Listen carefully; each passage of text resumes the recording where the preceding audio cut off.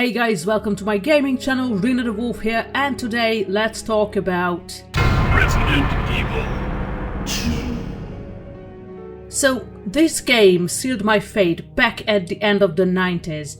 I could barely read and I just started learning English, but somehow I fell in love with this game. So, funny thing is, and if you were a kid or a teen at the end of the 90s in Europe, you know what I'm going to talk about. I didn't own the game. One of the neighbor kids did, and guess what? It was, it was a bootleg copy, okay? The subs and the menu were not even in English. It was in German. Okay, nostalgia over, let's talk about the game a bit. I loved almost everything about it as a kid, and revisiting it years later, once it was published on GOG, was okay. It's an old game with 10 controls, so definitely a nightmare, but oh, I fell in love with the game again. And of course with Claire Redfield, who was officially my first video game crush. Before I start gushing about her, let's get through the things I'm gonna talk about.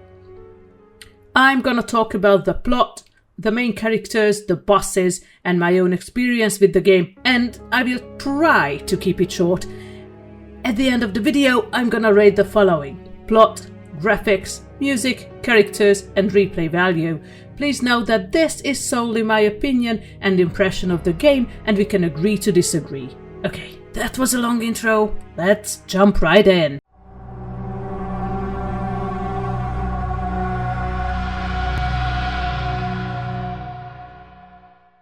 So, the plot of this game is a little bit more complex, but let's see what happened. Our protagonist stories occur simultaneously, so both Claire and Leon have an A and a B scenario, and some of the characters' actions in the A scenario will affect the B scenario. Does this make sense? I hope not. By the time our characters Leon S. Kennedy and Claire Redfield arrive to Raccoon City, it's already in chaos. A little bit over 2 months after the Arclay incident, on September 29, 1998, Leon was late for his first shift with the RPD. He starts fighting off the zombies and crosses paths with Claire in a diner, who is looking for her brother, Chris. They manage to escape the zombies in a police car, but a truck driver who was bitten crashes into them. Due to the crash, the characters split up and their own adventure begins, but they meet up from time to time. Once the protagonist manages to reach the Raccoon Police Department, the first person they meet is Marvin Brunner, a police officer and seemingly lone survivor for the time being. By the time Claire or Leon find him, he is dying as he was bitten. Marvin gives them a key card to open most doors of the main hall. Unfortunately, he can't escape his fate. The next time they meet him, he's already turned. Marvin was not the sole survivor. In Claire's scenario, we can meet Chief Brian Irons. From his diary entries, we can learn that he was a serial killer and that he lost his mind during the outbreak. He also worked with Umbrella. He purposely sabotaged the police response, locked up ammunition, spread the officers so they would not survive on their own, and maybe the worst, he killed and began taxidermizing the mayor's daughter. He can't escape though. Based on the scenario, he loses his life either to the G-embryo or the mutated William Birkin. But oh, his death is extra satisfying in both scenarios.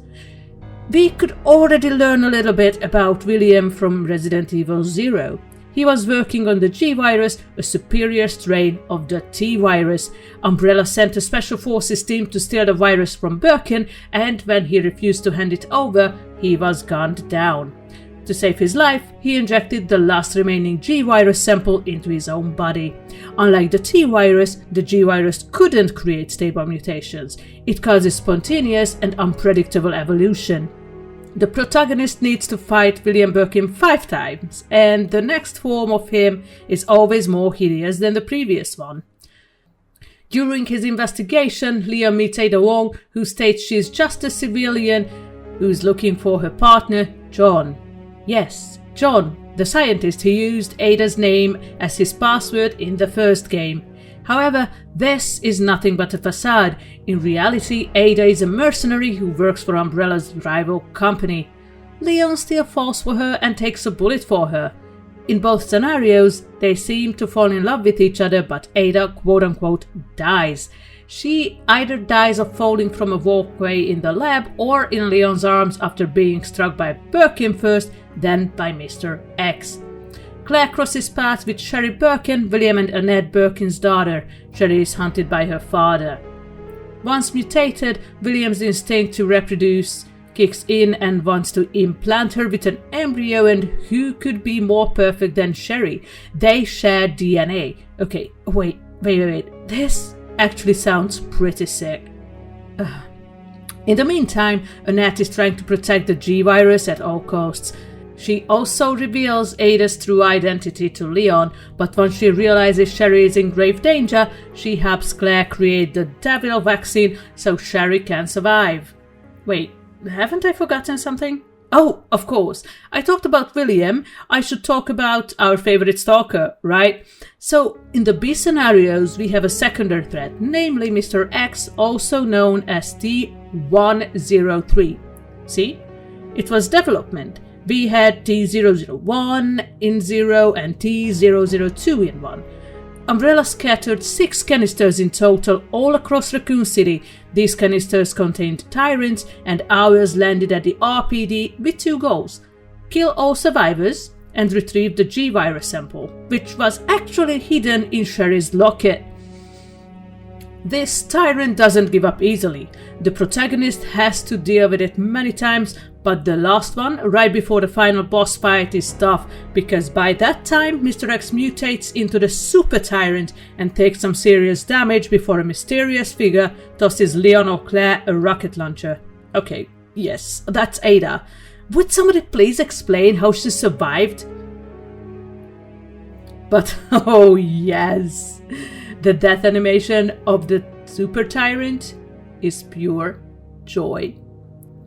So off to the final battle, the protagonist needs to face the mutated Birkin one last time, when it makes one more desperate attempt to consume them. Once it gets enough damage and the heroes believe it's over and they can catch their breath, the monster still keeps squeezing through the train, but the self-destruct system activates and vaporizes it. Don't worry, Claire, Sherry and Leon jumps to safety before the explosion. But this end is only a new beginning. Claire continues her search for Chris, and Leon and Sherry are taken into government custody.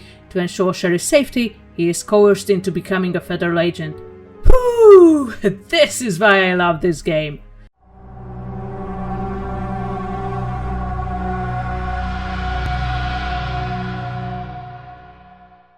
Well, we have way fewer characters here than in the previous games, but I will still need to skip some like Marvin, Kendo, Ben or Annette. Of course, they are important, but let's try to set a limit here. So let's talk about our main characters, their helpers, and our little villain this time. Just let me know if you want to learn more about the characters I decided to leave out this time.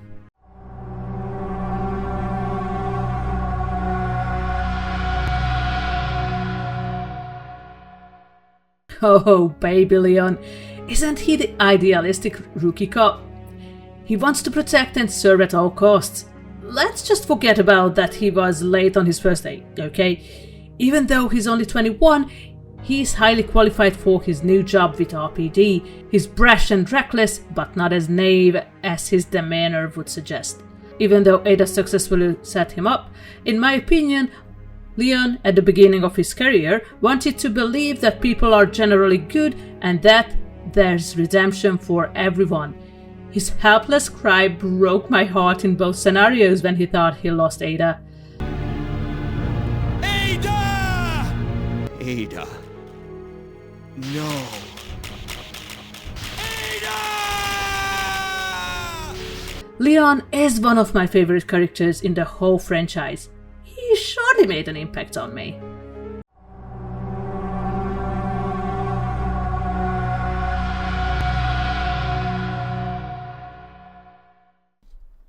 Who is this mysterious woman Leon stumbles upon during his investigation? She's secretive and makes Leon believe she's just a civilian who's looking for her partner. In reality, she's a professional and skilled spy working for Umbrella's rival and wants the G-Virus sample. Ada's true intentions are revealed at the very end, but it still didn't stop Leon from falling for her, and she also claimed she fell in love with him. For me, I hated Ada's character for years, for long years. Her personality was too shady, and I couldn't forgive her for setting my baby Leon up. But okay, someone convinced me she's actually a badass. But I won't admit that in this game.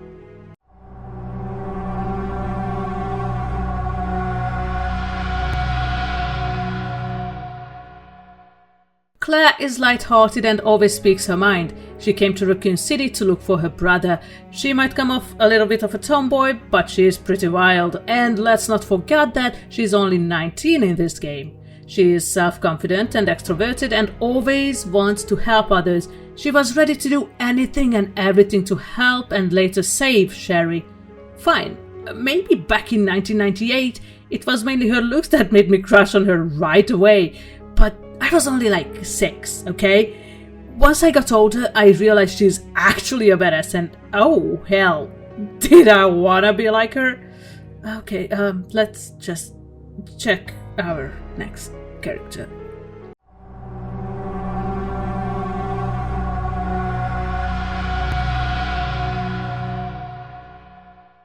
Sherry is the 12-year-old daughter of William and Annette Birkin. She seems lonely and insecure in the game, most probably because she was supposed to wander the city, later the RPD all alone, but she's pretty mature for her age. She's very shy and her lack of confidence shows when she speaks, and most probably she feels lost. Annette and William are both so wrapped up in their work that they almost forget about Sherry, and she would definitely need more emotional support than she gets. I think most people don't like her because she's slow. Once Claire and Sherry try to escape together, she runs and climbs slower, but come on, she's like a 12-year-old kid. Well, she's not my personal favorite, but I like her, and to be honest, I feel a little sorry for her.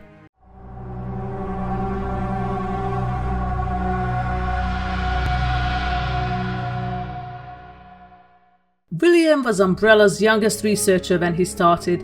He clearly has a passion for his work, maybe too much, because he neglected his family. He took over James Marcus's research with Albert Wesker, then moved to the Spencer Mansion lab and perfected the T-virus. He discovered the G-virus during his time at the Arclay facility, and that was the reason why he requested plans for a laboratory to be built underneath Raccoon City, so he could make progress in his work on this new mutagen. I don't love him, I don't hate him. He's not my favorite villain though. He's just a terrible father obsessed with his work. He literally gave his life for his work, and when he was gunned down, he risked everything and shot himself with this unstable virus. I think I'd rather feel pity for him.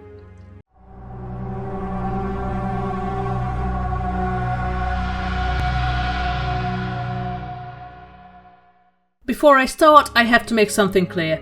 I disqualified some of the bosses. I will not talk about the giant alligator because it was only a one-shot, and I will not mention the giant moth either. And actually, I don't consider Mr. X a boss before his transformation. He's just a stalker. So let's take a deep dive into Birkin's mutations.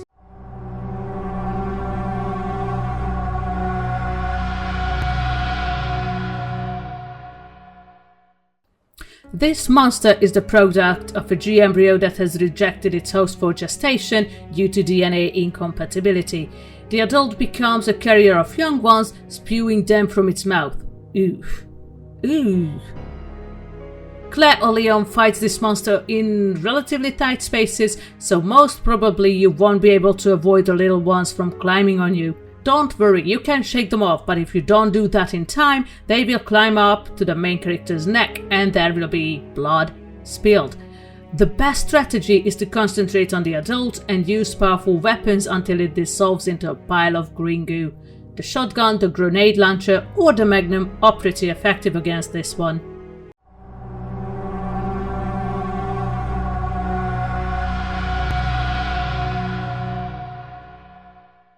Even though I don't consider the Tyrant a boss, as we can shake him off or stop him from following us, his transformation is brutal.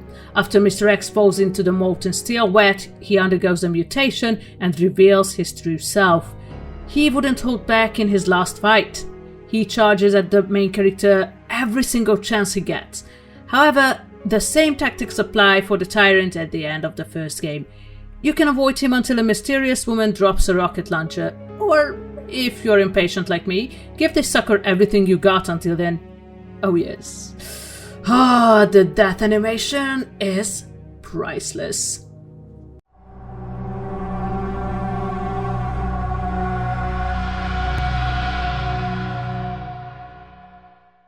This is William's mutation's first form. At this stage, only half of his body is mutated, mainly one of his arms. This was how the G-Virus was overcompensating for a specific injury and mutating in an uncontrolled fashion. When Umbrella Forces came to steal his research, they mainly shot his arm. The G-Virus has one consistent mutation pattern in all the hosts, the presence of a large eye, most probably its own method of vision at this stage. Keeping distance is a good way to remain unharmed, because he's holding a metal pipe as a weapon. The shotgun, grenade launcher or the magnum are all effective against him. Just don't forget to keep your distance. Before he jumps into the abyss, he swings a couple more times.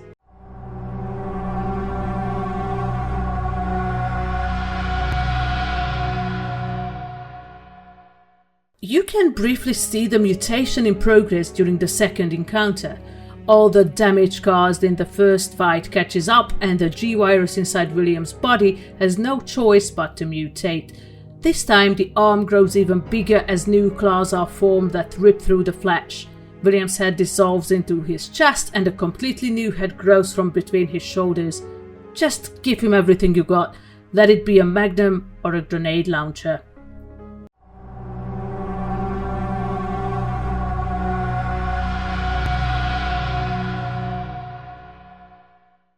The damage of the previous fight caught up with him again. This is the point where I will not refer to it as a human being. At this point William is gone and the human side has almost disappeared. Now the G has unbalanced limbs. It's almost parallel with two large arms with claws and two smaller ones underneath. He only takes a few shots before a rapid transformation right in front of our eyes.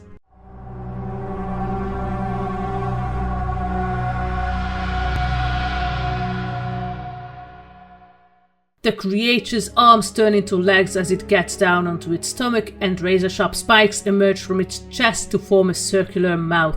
At this point, this hideous monster becomes incredibly quick and difficult to target, and oh hell, it does a lot of damage. It also jumps up and down from the vats, so try to run and time your shots. Keep your distance, it can pummel you easily with its forelimbs now. Use your biggest and most powerful weapons. The grenade launcher or the magnum should do that trick.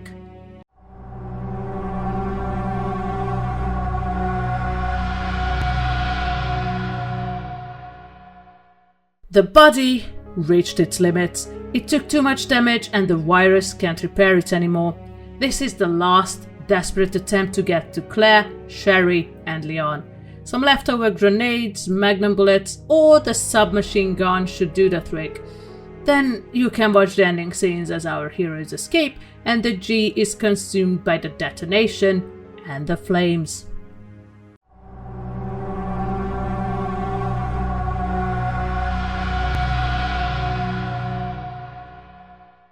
The original Resident Evil 2 game was my favorite for a long time.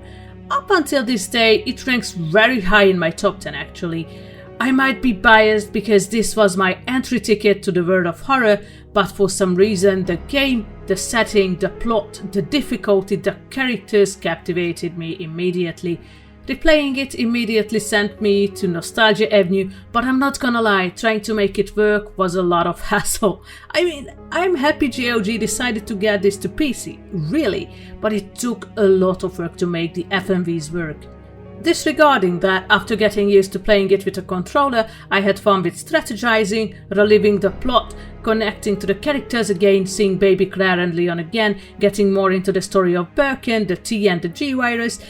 I just love this game in general, and even though I love complaining about the tank controls and the difficulty, I can't say this game is awful just because of that. In fact, I will love this one forever.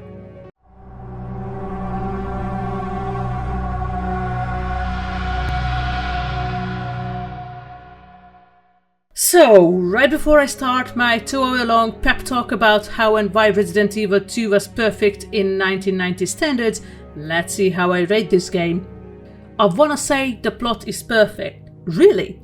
I really wanna say that, because we met some new characters, we could finally get to Raccoon City, see the STARS office, and wow, the Easter eggs and references there. We got to know more about the T-Virus, we learned about the G-Virus, we got a new Tyrant, new enemies.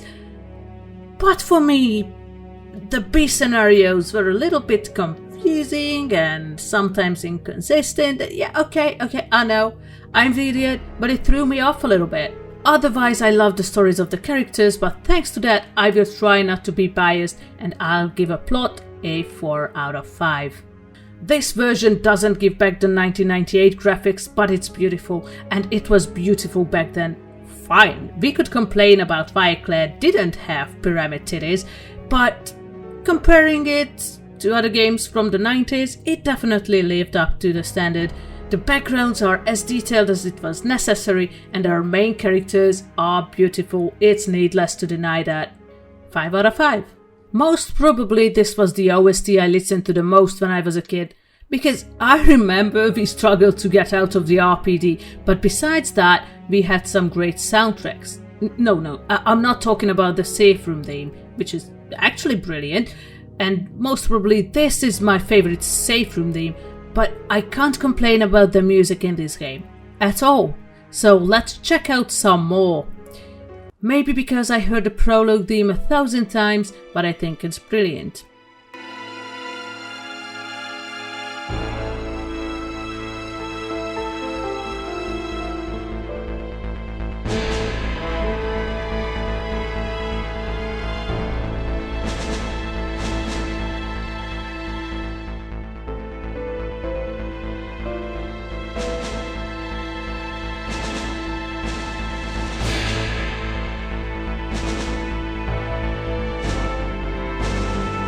Oh yeah, the theme that has a huge impact on me was definitely the RPD main hall theme.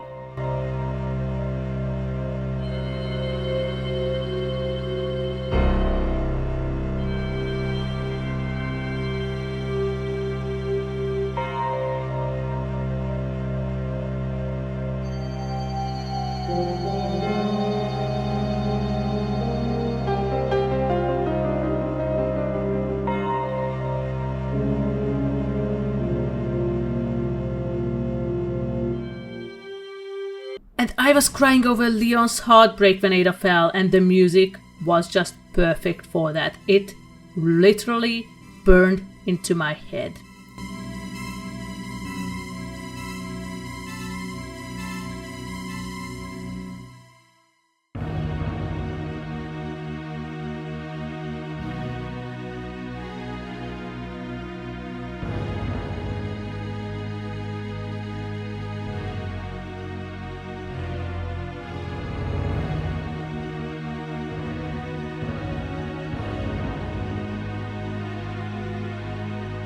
Overall, I really love the music in this game. I'm gonna give it a 5 out of 5. I love the characters in this game, and no, I can't complain at all.